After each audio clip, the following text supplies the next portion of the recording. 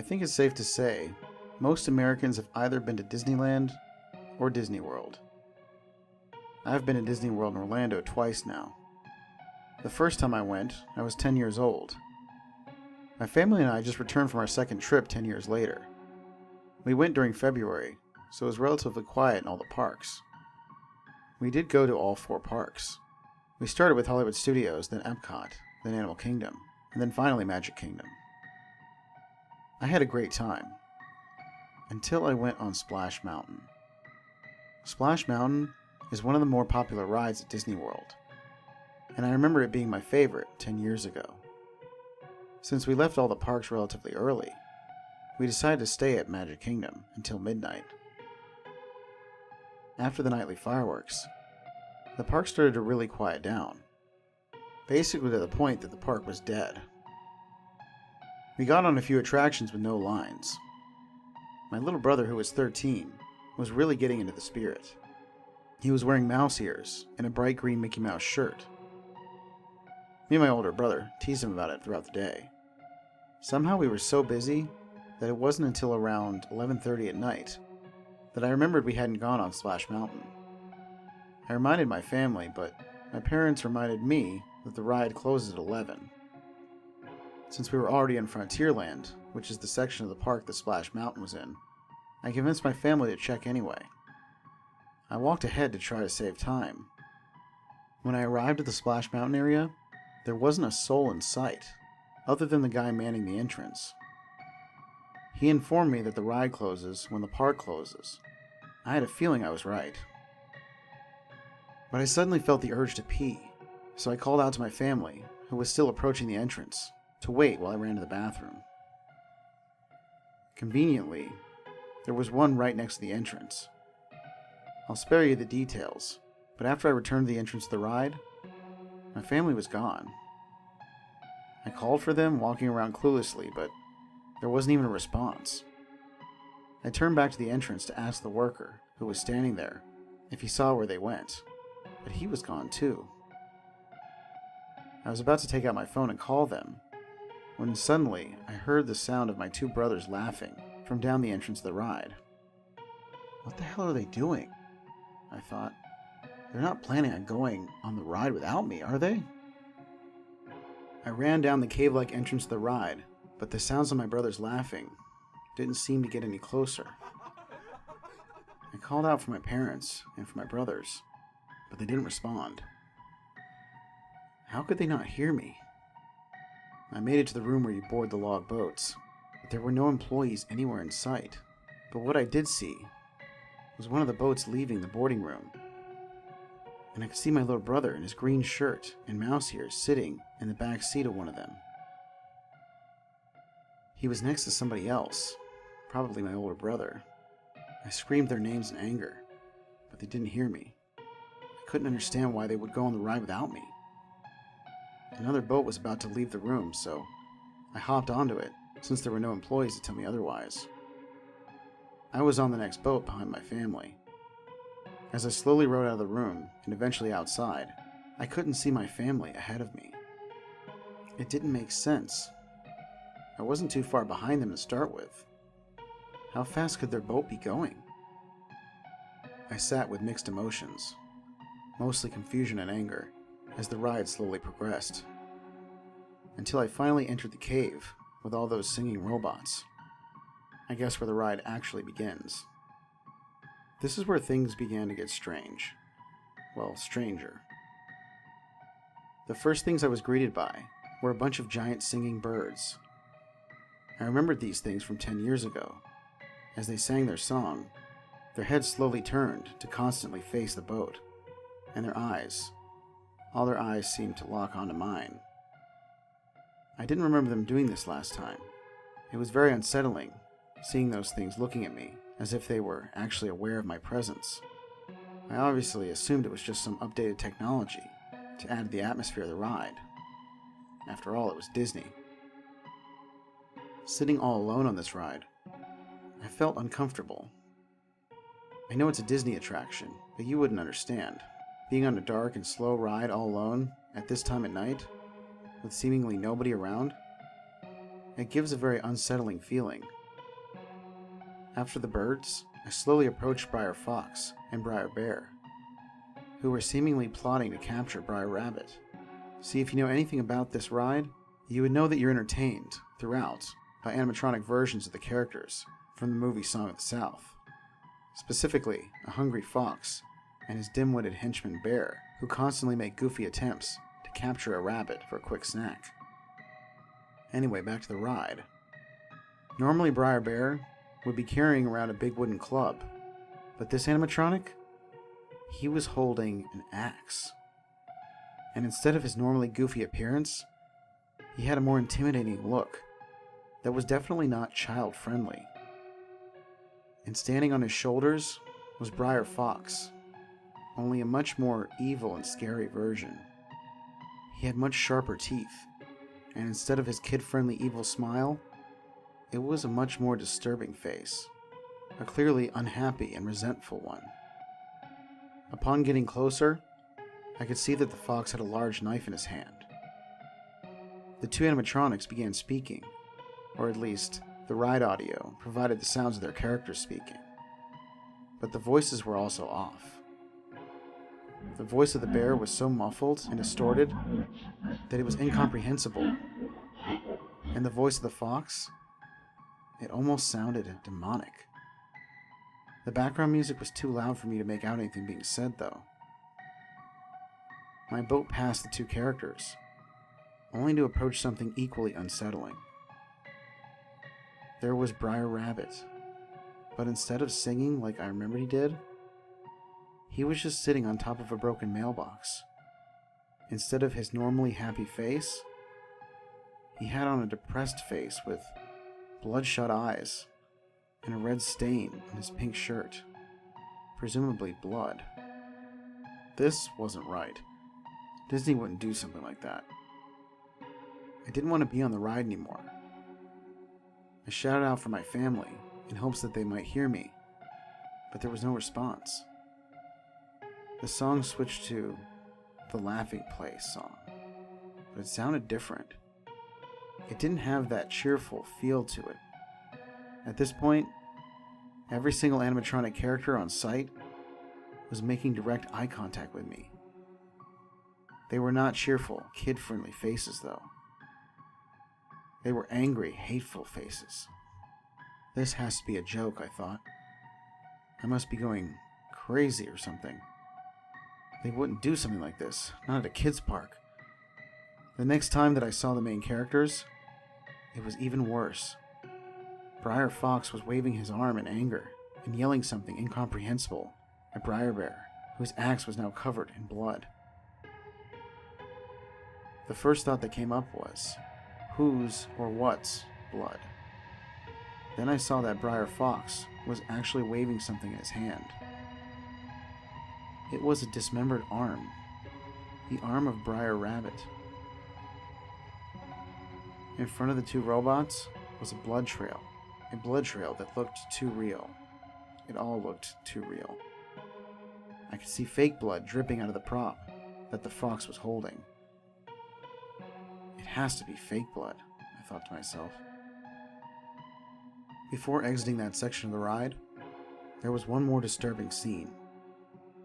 Briar Rabbit limping across the field with a trail of blood following him. It didn't make sense. The blood actually dripped on the floor, only appearing behind him. How could that be, unless someone cleans up the blood every time a boat passes by? But by this time, it was pointless to try and rationalize any of this.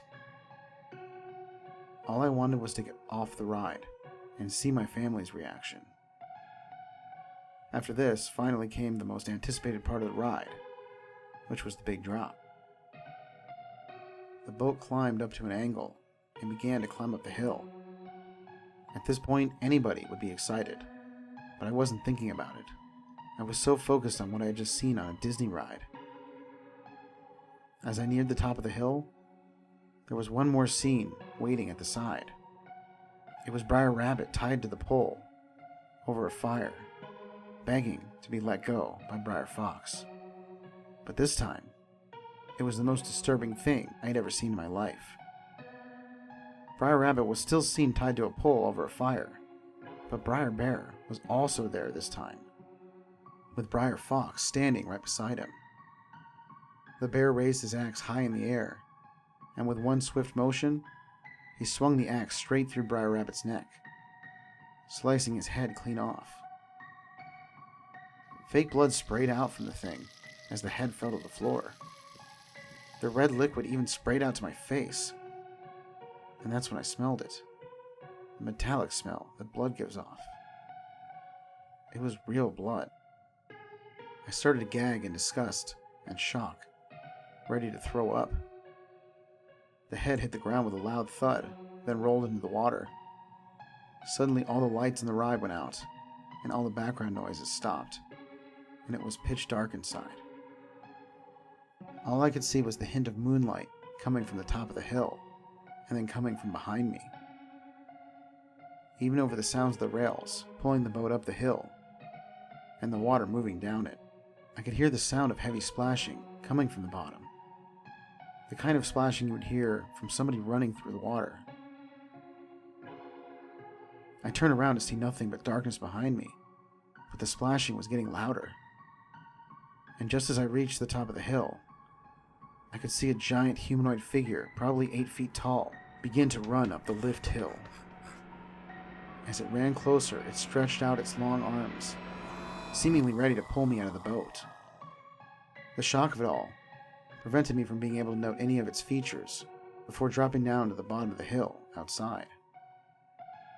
What did I just see? I must be going crazy. I thought it was all a dream. I pinched myself, even slapped myself in the face a few times, but it was real. Whatever, I was outside now. This was my chance to get off this nut house ride. I looked for any place to climb over the fake rock walls, but all of them were covered by big spikes. They weren't even decorated props.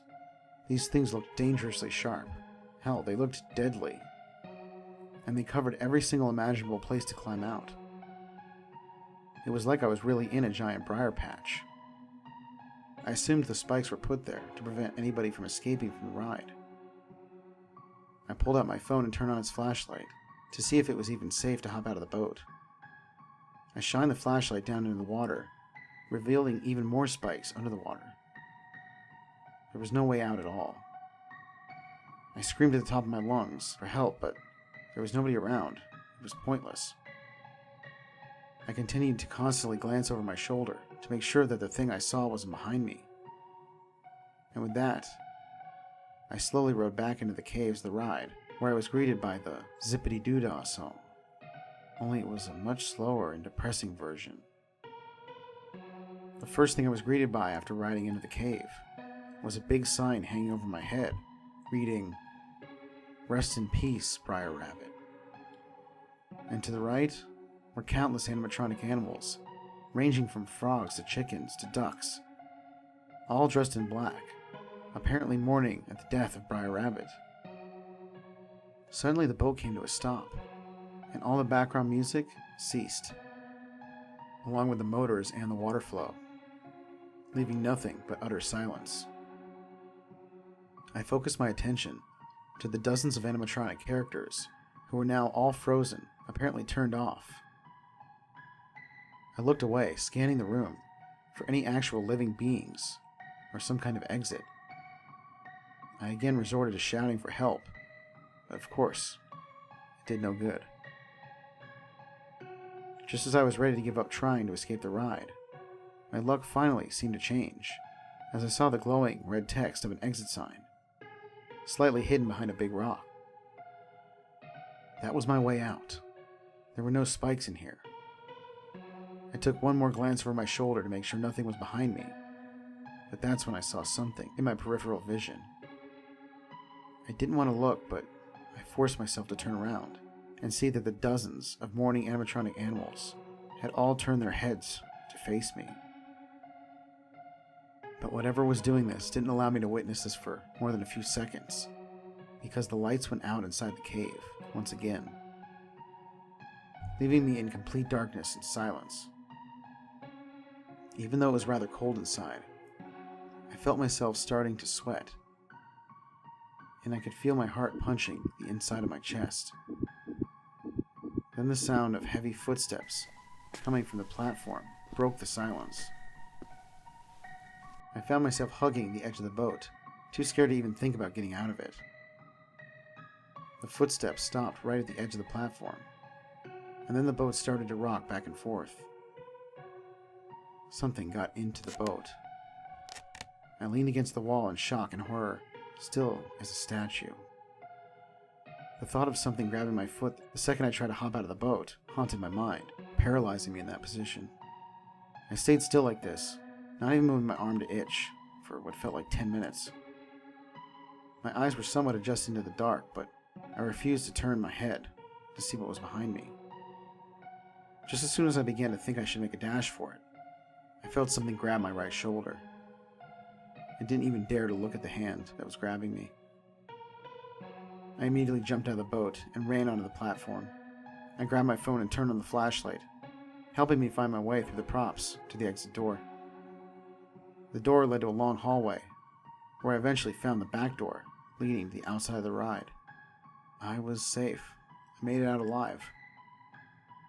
I immediately dialed my mom's phone number, and she answered within seconds, as if she was waiting for me to call. I asked her if she was all right, and she said she was fine. I screamed into the phone to meet me by the exit of the park right away. She sounded confused and asked me where I was, but I hung up the phone and ran to the exit of Magic Kingdom, planning to never return again. Since this experience, my parents have been sending me to many psychiatrists and seeking as much therapeutic help as possible, but I'm still convinced that I hadn't imagined it. It was too real. My advice to you: never ride something like this alone during a very slow day late at night. I don't know how or why they would do this. I don't know if Disney is hiding something. I still think of the creature I caught a glimpse of. And whatever the thing was that was in the boat with me, I sometimes wish I had turned around to see, just to kill the curiosity that I know will never go away. But maybe I should be happy I didn't turn around. Possibly the strangest thing about all of this, though, when I met up with my family at the exit of the park and tried to get some reactions from them, they told me that after I went to the bathroom, they simply walked around waiting for me. They never got on the ride.